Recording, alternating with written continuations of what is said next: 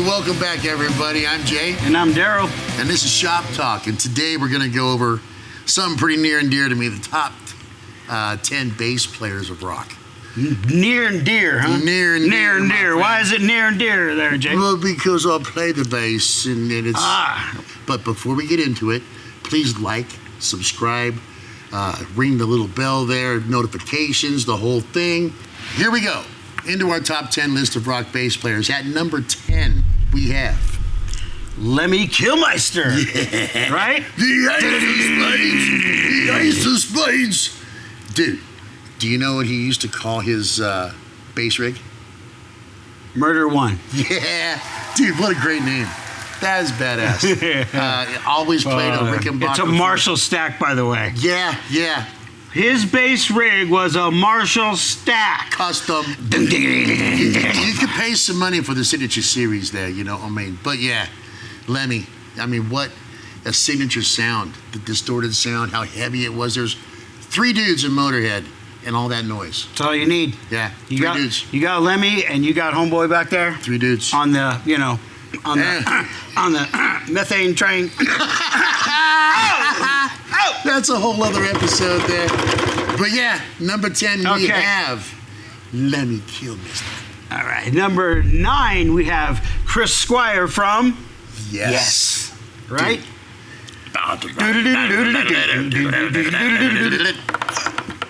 Okay. Look him up if you haven't ever heard of Chris Squire.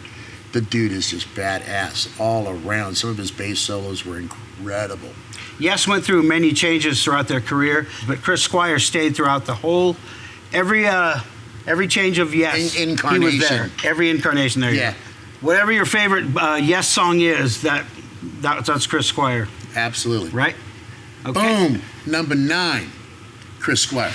Number 8, bro, Mr. Bob Daisley. Bob Daisley. Mr. Bob Daisley. I mean, you're so, yeah. How many people out there know Bob Daisley over Rudy Sarzo? Oh, Rudy Sarzo. But yeah, but Bob Daisley's the unsung hero.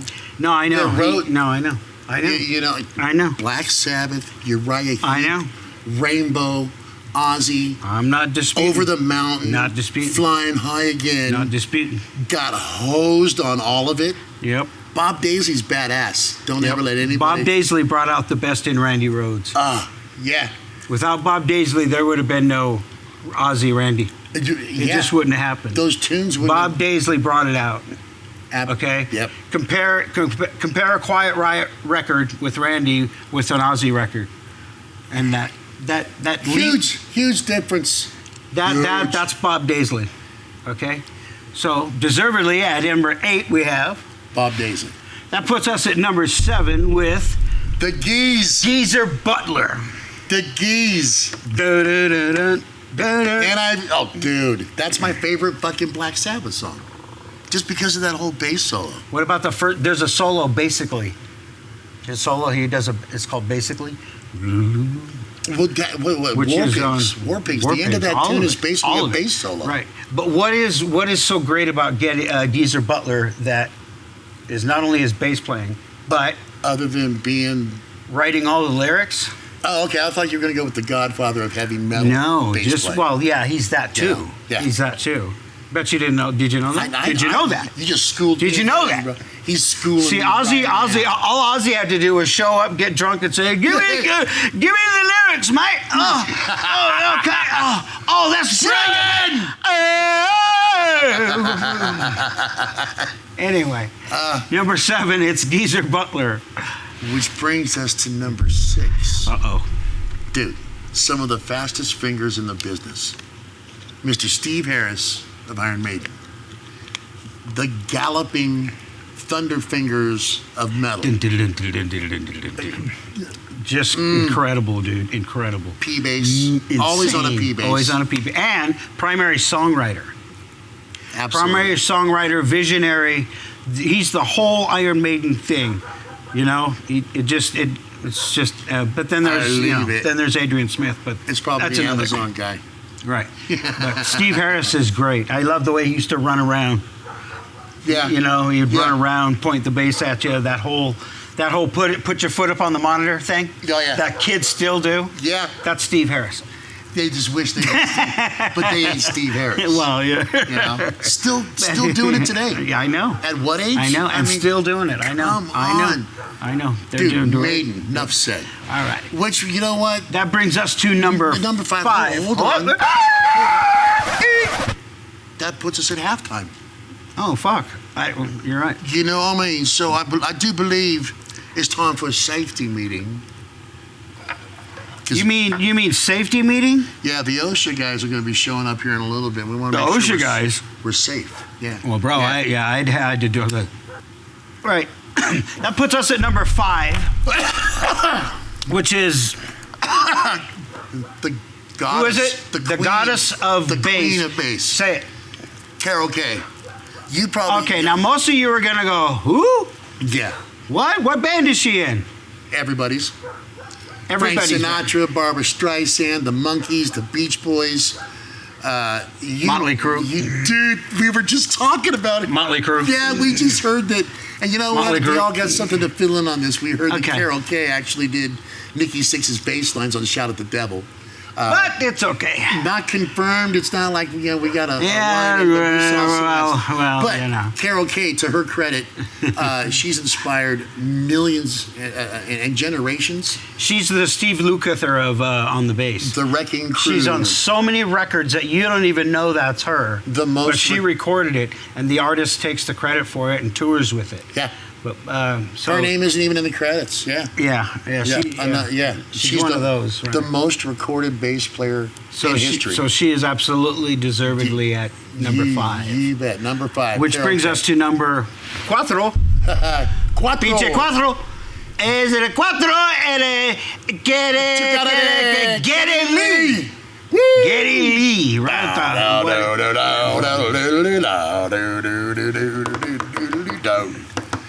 Dude. Okay, so Getty Lee. So what do you say about that guy? Just his bass licks he repeated on his vocals. They were just as gymnastic. Yes.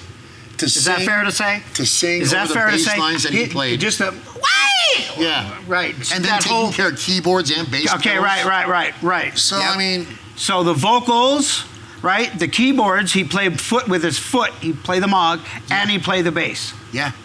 while he's singing, and he Yeah. has to remember. And Right. none of the, every composition that Rush puts out is not the easiest of compositions. No.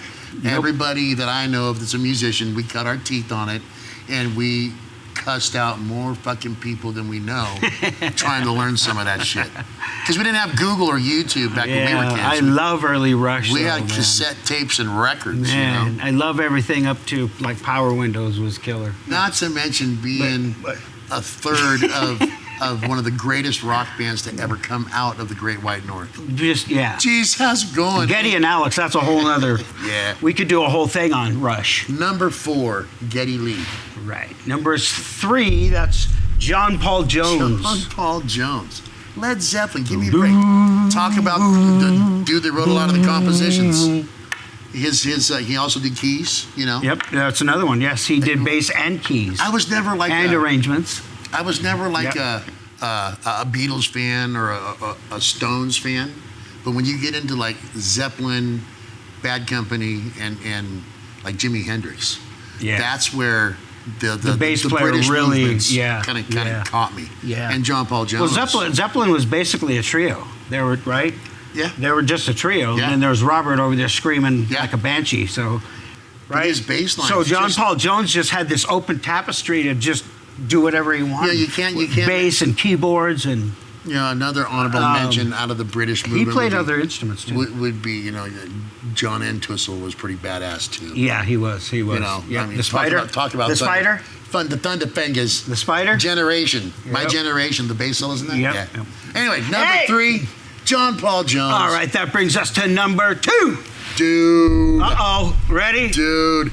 Cliff fucking Burton. Come on, we got to give Cliff it. 'em all. We got to give it to Cliff 'em all. Come on. I Come remember on, dude. 1987, Master of Puppets came out. I was like a freshman, and I heard Ride the Lightning and Kill 'Em All. And my first record was the Creeping Death picture disc on vinyl. And then one side was Creeping Death, the other side was Am I Evil and Blitzkrieg. And when I heard these guys, I was like, holy shit. Yep, I remember. And this guy's all fingers. There's no, I'm more of a finger player. There's trueness to playing with a pick as far as bass is concerned. I think it depends on the song. But when it comes down to a dude that just anesthesia pulling teeth, that bass solo. For whom the bell tolls. I know. Just come on. I know. And what was he, 29? Yeah, I know. 29. To think of Man. what Metallica would have done if he had, speaking of Metallica, see, another one that's not on our list is Robert Trujillo. But, right. You wouldn't. Right. You we wouldn't still, be, right. You wouldn't be where you are with that band. Correct. Without Cliff. So, right. And that's all there Metallica is would to not it. be without Cliff. It was a sad day when yeah, we lost which him. we could do a whole podcast. That's why we in honor of him. We put him so his high. father, God bless him. Yeah. Okay. Number 2, Cliff Burton. All right, that brings us to the big number 1. Dude, this dude's my hero. What could it be? What could it be? This dude's my hero. Wait. This dude's my hero. You were there when I met him. Mr. Billy Sheehan. Billy Sheehan, number 1. This guy's from another planet. I mean, he's one of the most down-to-earth, coolest cats you'll ever meet, but his playing is Talus, David Lee Roth Band, Winery Dogs, Sons of Apollo. I mean, Mr. Yeah, Big. there's probably more bit Mr. Big. There's Right. so much Endless. stuff he's done. Endless. When Dave Just left insane. Van Halen, Dave did put a pretty good fucking band together. I know. And now, Vi and Sheen and Bissonette. Right. I mean, yeah. Which was all done on purpose, by the way. I remember Guitar Player magazine? This is the first time I ever heard Billy Sheehan playing. Guitar Player magazine didn't have a centerfold. It had a little record tear out that you could pull out. A record? Yeah. The cardboard? Well, it was like plastic. Yeah, well, yeah. But you could put it on your record player. It was, and put like a nickel on it. Yeah. I think it was a nickel. Yeah, because And then you otherwise could the play needle it. would jump, right. And it was Billy Sheehan's bass solo, NV43345. And, dude, I heard that shit and I wanted to quit. In fact, when I finally met him, that's what I told him. What I like is he plays lead bass. Well, that's the thing. Right. It takes it to He just doesn't play lead guitar. He plays lead all of these bass. people on this list Right. took the bass to a different, not a rudiment instrument, but to a different level. But he does it with taste. He, when he rips, though, he just, man, all I can do is Shreds. smile, man. Number fucking 1. Number 1, Billy Sheehan. Sheehan. Yeah, baby. Hi, yeah. I'm Jay, And I'm Darryl. and this is Shop Talk. Like, See you next time. subscribe. See you next time.